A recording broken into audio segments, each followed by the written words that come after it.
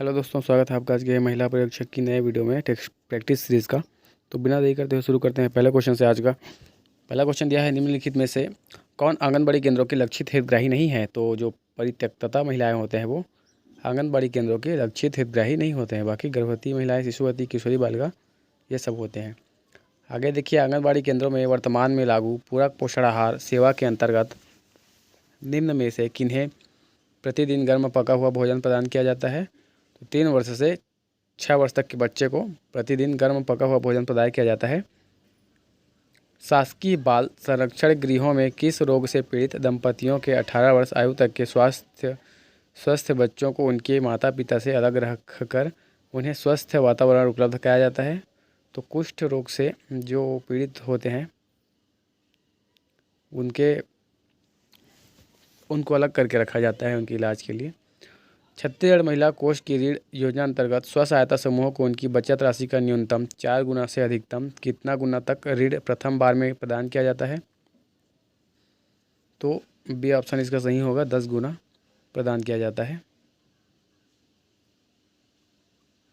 स्व सहायता समूह की अवधारणा मुख्यतः किस देश के मॉडल पर आधारित है।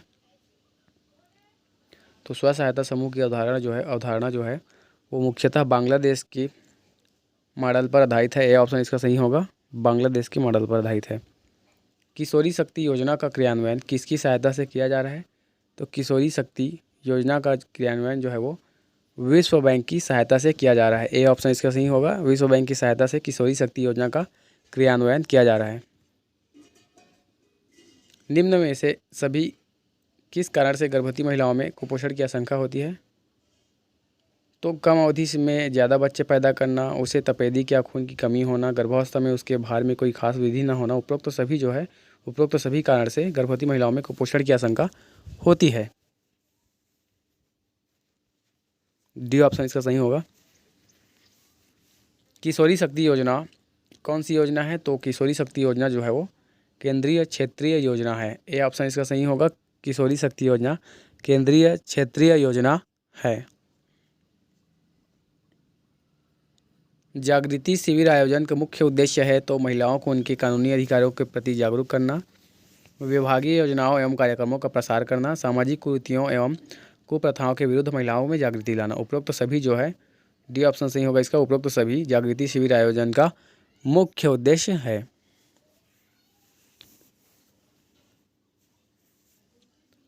बालवाड़ी सह संस्कार केंद्र के संबंध में निम्नलिखित तथ्य में कौन सा सही है। तो बालवाड़ी सह संस्कार केंद्र के संबंध में जो है वो 6 वर्ष तक के बच्चों के शारीरिक एवं मानसिक विकास के लिए संचालित है। यह प्रदेश के बिलासपुर एवं रायपुर में संचालित है। यह बच्चों के साथ साथ महिलाओं को कढ़ाई बुनाई आदि का प्रशिक्षण दिया जाता है। उपरोक्त तो सभी जो तथ्य है सही है बालवाड़ी सह संस्कार केंद्र के संबंध में।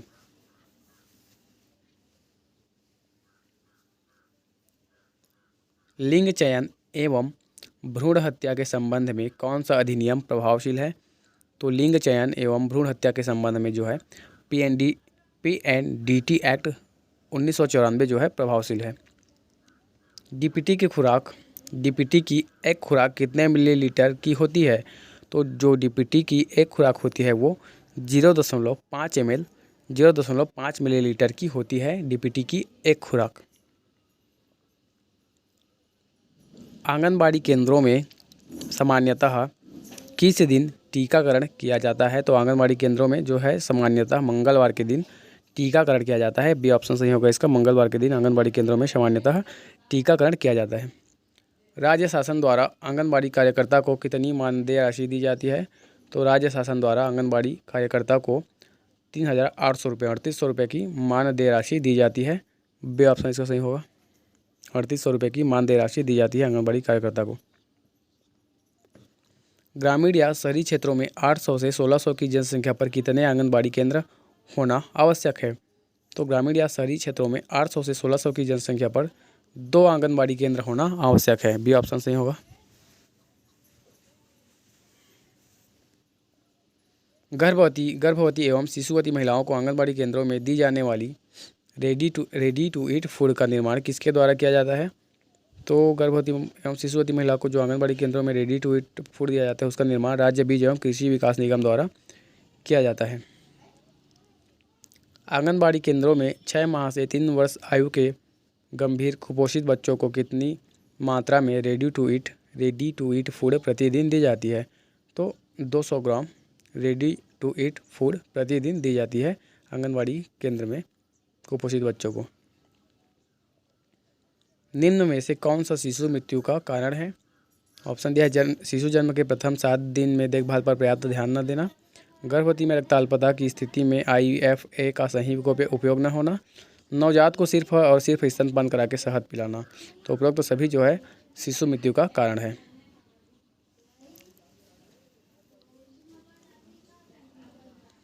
महिला जागृति शिविर का आयोजन किस स्तर पर किया जाता है? तो ऑप्शन दिया है ग्राम पंचायत, जनपद पंचायत, जिला पंचायत। तो उपरोक्त तीनों स्तर पर महिला जागृति शिविर का आयोजन किया जाता है। ग्राम पंचायत स्तर पर, जनपद पंचायत, जिला पंचायत, उपर्युक्त तीनों स्तर पर महिला जागृति शिविर का आयोजन किया जाता है। दिशा दर्शन भ्रमण कार्यक्रम का उद्देश्य है? तो दिशा दर्शन भ्रमण कार्यक्रम का उद्देश्य है महिला स्व सहायता समूहों के सुदृढ़ीकरण हेतु दिशा दर्शन भ्रमण कार्यक्रम चलाया जाता है। घरेलू हिंसा से महिलाओं का संरक्षण अधिनियम किस वर्ष पारित किया गया? घरेलू हिंसा से महिलाओं का संरक्षण अधिनियम जो है वो 2005 में पारित किया गया। सी ऑप्शन इसका सही होगा, 2005 में पारित किया गया घरेलू हिंसा से महिलाओं का संरक्षण अधिनियम। छत्तीसगढ़ राज्य महिला आयोग का गठन कब किया गया था? तो छत्तीसगढ़ राज्य महिला आयोग का गठन जो है वो 2001 को किया गया था। सन 2001 में छत्तीसगढ़ राज्य महिला आयोग का गठन किया गया था, याद रखिए 2001 में। निम्नलिखित में से किस जिले में नारी निकेतन संचालित नहीं है? ऑप्शन दिया है बस्तर, रायपुर, सरगुजा, दंतेवाड़ा। तो बस्तर इसका सही ऑप्शन होगा। बस्तर जिले में नारी निकेतन संचालित नहीं है, ए ऑप्शन सही होगा इसका दोस्तों। राज्य वीरता पुरस्कार किस संगठन विभाग द्वारा प्रदान किया जाता है? तो राज्य वीरता पुरस्कार जो है बाल कल्याण परिषद द्वारा प्रदान किया जाता है, बी ऑप्शन इसका सही होगा, बाल कल्याण परिषद द्वारा। वित्तीय वर्ष 2022-23 में किसे राज्य वीरता पुरस्कार प्रदान किया गया है? तो वित्तीय वर्ष 2022-23 में जंबावती भोआर्य को राज्य वीरता पुरस्कार प्रदान किया गया है। नारी शक्ति पुरस्कार के अंतर्गत पुरस्कार प्राप्तकर्ता को कितनी राशि देने का प्रावधान है? तो नारी शक्ति पुरस्कार के अंतर्गत पुरस्कार प्राप्तकर्ता को 2 लाख रुपए की राशि देने का प्रावधान है, बी ऑप्शन सही होगा, 2 लाख की राशि देने का प्रावधान है। मिनी माता सम्मान किस क्षेत्र में दिया जाता है? तो साहित्य, लोक कला, खेल, महिला उत्थान। तो डी ऑप्शन सही होगा, मिनी माता सम्मान जो है वो महिला उत्थान के क्षेत्र में दिया जाता है। महिला उत्थान कार्य के जो क्षेत्र होता है उस क्षेत्र में दिया जाता है मिनी माता सम्मान। राज्य के किस जिले में बालिकाओं के लिए बाल संप्रेक्षण गृह संचालित नहीं है? तो राज्य के किस जिले में बालिकाओं के लिए बाल संप्रेक्षण गृह संचालित नहीं है? डी ऑप्शन सही होगा, रायपुर जिले में। राज्य के रायपुर जिले में बालिकाओं के लिए बाल संप्रेक्षण गृह है संचालित नहीं है। बालिकाओं में मासिक धर्म के दौरान स्वच्छता संबंधी आदतों के विकास तथा निर्बाध शिक्षा सुनिश्चित करने के उद्देश्य से कौन सी योजना संचालित की जा रही है? तो बी ऑप्शन इसका सही होगा, सुचिता योजना संचालित की जा रही है बालिकाओं में मासिक धर्म के दौरान स्वच्छता संबंधी आदतों के विकास तथा निर्बाध शिक्षा हेतु। कौशल्या मातृत्व सहायता योजना की शुरुआत कब की गई? तो कौशल्या मातृत्व सहायता योजना की शुरुआत 7 मार्च 2022 को की गई, ए ऑप्शन इसका सही होगा दोस्तों। कौशल्या मातृत्व सहायता योजना की शुरुआत जो है वो 7 मार्च 2022 को की गई। एक स्वस्थ शिशु का वजन 1 वर्ष की आयु पर कितना होता है? तो एक स्वस्थ शिशु का वजन जो है 1 वर्ष की आयु पर जन्म के वजन से 3 गुना होता है दोस्तों, बी ऑप्शन इसका सही होगा। एक स्वस्थ शिशु का वजन 1 वर्ष की आयु पर जन्म के समय का 3 गुना होता है। अतिसार की स्थिति में शरीर में किस तत्व की कमी हो जाती है? तो अतिसार की स्थिति में शरीर में जो है जल की, पोटेशियम की, सोडियम की, उपरोक्त सभी की कमी हो जाती है अतिसार की स्थिति में। तो तीनों जो चीज़ दिया है, जल, पोटेशियम, सोडियम, तीनों का उपरोक्त सभी का कमी हो जाता है अतिसार की स्थिति में शरीर में। रिकेट्स नामक बीमारी किस खनिज की कमी से होती है? तो रिकेट्स नामक बीमारी जो है वो बी ऑप्शन इसका सही होगा, कैल्शियम की कमी से रिकेट्स नामक बीमारी होती है।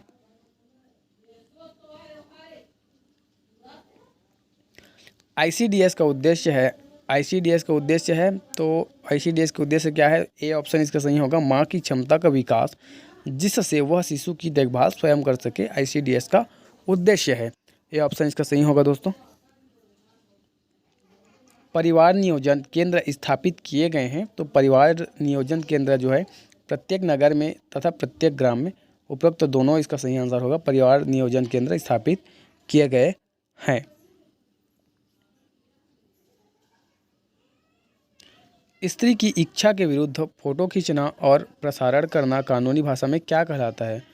तो स्त्री की इच्छा के विरुद्ध फोटो खींचना और प्रसारण करना कानूनी भाषा में दृश्यतिकता कहलाता है।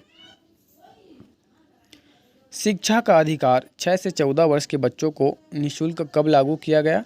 तो शिक्षा का अधिकार, राइट टू एजुकेशन, आरटीई जिसे बोलते हैं, उसे 1 अप्रैल 2010 को लागू किया गया। ए ऑप्शन इसका सही होगा। चक्रधर समारोह किस शहर में आयोजित किया जाता है? तो चक्रधर समारोह जो है वो छत्तीसगढ़ के रायगढ़ जिले में, रायगढ़ शहर में आयोजित किया जाता है। ए ऑप्शन इसका जो दिया है सही होगा। सरगुजा की जीवन रेखा कहलाती है, सरगुजा की जीवन रेखा नदी कौन कहलाती है? ऑप्शन दिया है महानदी, कन्हार, घुनघुट्टा और रेंड। तो सरगुजा की जीवन रेखा जो है वो रेंड नदी कहलाती है। डी ऑप्शन इसका, द ऑप्शन इसका सही होगा। रेंड नदी सरगुजा की जीवन रेखा नदी कहलाती है। भारत का सबसे बड़ा मानव निर्मित जंगल कहाँ बनेगा? तो भारत का सबसे बड़ा मानव निर्मित जंगल जो है वो दुर्ग में बनेगा। बी ऑप्शन इसका सही होगा। दुर्ग में भारत का सबसे बड़ा मानव निर्मित जंगल बनेगा। भारत की सबसे बड़ी भूमिगत और यंत्रीकृत कोयला खान किस जिले में है? तो भारत की सबसे बड़ी भूमिगत और यंत्रीकृत कोयला खान आप सबको पता होगा कोरबा में है। डी ऑप्शन इसका सही होगा। भारत की सबसे बड़ी भूमिगत और यंत्रीकृत कोयला खान जो है कोरबा जिले में है। छत्तीसगढ़ में नगरीय जनसंख्या का प्रतिशत है, तो छत्तीसगढ़ में नगरीय जनसंख्या का प्रतिशत कितना है दोस्तों? ऑप्शन दिया है 23.24%, 21.06%, 22.02%, 23.05%। तो ए ऑप्शन इसका सही होगा। 23.24%, 23.24% छत्तीसगढ़ में नगरीय जनसंख्या का प्रतिशत है। साक्षरता की दृष्टि से देश में छत्तीसगढ़ का स्थान है, तो 21वां, 22वां, 23वां, 27वां कौन सा स्थान है दोस्तों? तो साक्षरता की दृष्टि से छत्तीसगढ़ का देश में स्थान है 27वां। छत्तीसगढ़ में 27वां स्थान पर है साक्षरता की दृष्टि से हमारा छत्तीसगढ़। लिंगानुपात की दृष्टि से प्रथम स्थान पर है, तो लिंगानुपात की दृष्टि से प्रथम स्थान पर है ऑप्शन दिया है बस्तर, कोंडागांव, राजनांदगांव, दुर्ग। तो सही ऑप्शन होगा इसका। लिंगानुपात की दृष्टि से प्रथम स्थान पर है बस्तर। पहला ऑप्शन इसका सही होगा। लिंगानुपात की दृष्टि से प्रथम स्थान पर है बस्तर। न्यूनतम जनसंख्या घनत्व वाला जिला है, तो ऑप्शन दिया है जशपुर, बीजापुर, कोरबा, दंतेवाड़ा। तो न्यूनतम जनसंख्या घनत्व वाला जिला है आपका जशपुर, बीजापुर, कोरबा, दंतेवाड़ा में बीजापुर जो है आपका न्यूनतम जनसंख्या घनत्व वाला जिला है। बी ऑप्शन आपका सही होगा। अधिकतम जनसंख्या घनत्व वाला जिला है, तो जांजगीर चांपा, रायपुर, रायगढ़, दुर्ग।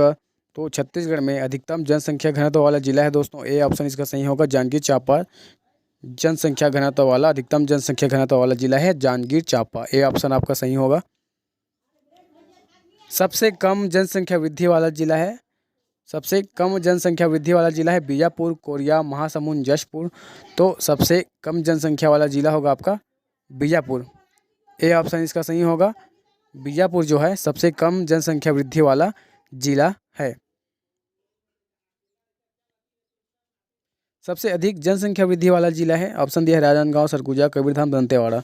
तो सबसे अधिक जनसंख्या वृद्धि वाला जिला है कबीरधाम।